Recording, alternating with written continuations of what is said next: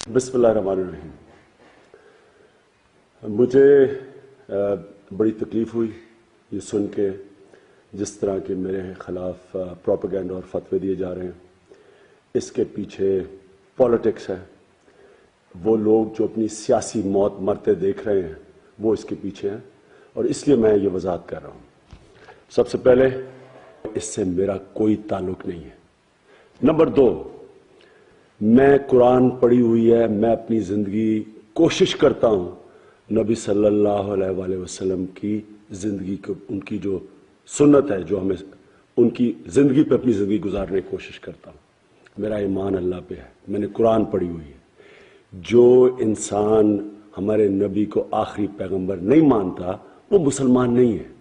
इसलिए ये कहना कि मैं कोई तहरीक इंसाफ इक़्तिदार में आके 73 कॉन्स्टिट्यूशन में कोई चेंज करेगी कायदियानों के मुतल्लिक, ये बिल्कुल झूठ है और प्रोपेगेंडा है।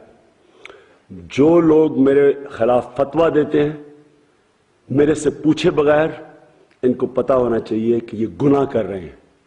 जब जज फैसला करता है 2 फरीक की बात सुन के करता है। इन्होंने क्यों नहीं मेरे से पूछा? क्या इनका हक नहीं बनता था मेरे से पूछना? मुझे अफसोस से कहना पड़ता है कि इसके पीछे जो साहिब हैं वो सिर्फ और सिर्फ सियासी तौर पे, जिन्होंने एक दफ़ा मुझे यहूदी लॉबी के ऊपर कहा था, वो इसके पीछे, इस प्रोपेगेंडा के पीछे है।